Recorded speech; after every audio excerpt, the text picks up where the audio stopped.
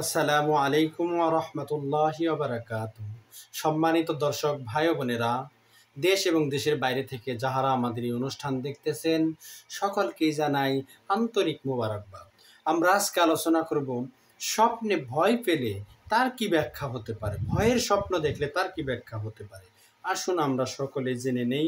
তার আগে আপনাদের সকলের কাছে অনুরোধ থাকবে, ইসলাম প্রচারের জন্য এই চ্যানেলটি একটু সমর্থন করে সাবস্ক্রাইব করে যাবেন, সাথে থাকা বেল আইকন বাজিয়ে দিবেন, যাতে সবার আগে আমাদের ভিডিও আপনাদের কাছে পৌঁছে যায়। ফকি আলেমদের মতে স্বপ্নে ভয় পেলে, ফকি আলেমদের মতে স্বপ্নে ভয় পেলে যে জিনিস সে দেখতে চায় না তা দেখতে পেলে, যেরকম স্বপ্নের মধ্যে সে দেখতে চায় না এমন জিনিস দেখতে পেল এবং ভয় পেল, তাহলে এটা কোনো খারাপ কিছু নয়, কিন্তু শর্ত হলো তার আমল আখলাক ভালো থাকতে হবে। এই স্বপ্ন যদি কোনো পাপিষ্ঠ ব্যক্তি দেখে, তাহলে তার ব্যাখ্যা এটা হবে না। এটা ভালো সৎ ইমানদার ব্যক্তি যদি দেখে, তাহলে এর ব্যাখ্যা খারাপ কিছু হবে না। কিন্তু যদি কোনো পাপিষ্ঠ ব্যক্তি ভয় পেতে দেখে, তাহলে ফকি আলেমদের মতে হলো সে পাপ কাজ বেশি বেশি করতেছে এবং তার জীবনে খারাপ কিছু আসতে পারে।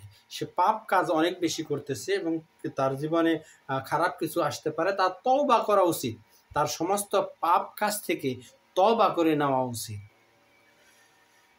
ইবনে শাহিন রহমতুল্লাহি আলাইহির মতে স্বপ্নে কেউ ভয় পেতে দেখলে তাহলে মুক্তি লাভ করবে। ইবনে শাহিন রহমতুল্লাহি আলাইহির মতে তাহলে স্বপ্নে কেউ ভয় পেতে দেখলে মুক্তি লাভ করবে এবং ভালো কিছু তার জীবনে ঘটবে, কিন্তু শর্ত হলো সে ইমানদার এবং পাপমুক্ত হতে হবে।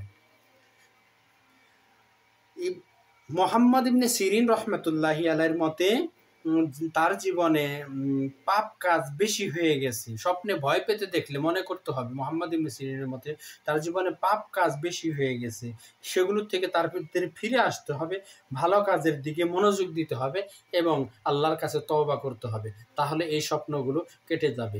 এই বেশিরভাগ সময় ভয়ের স্বপ্নগুলো দেখে বান্দার আমল, পাপ আমলের কারণে সে ভয়ের স্বপ্নগুলো দেখে থাকে, আল্লাহ তাআলার পক্ষ থেকে দেখানো হয়। আল্লাহ তাআলা আমাদেরকে আমল করার তৌফিক দান করুক।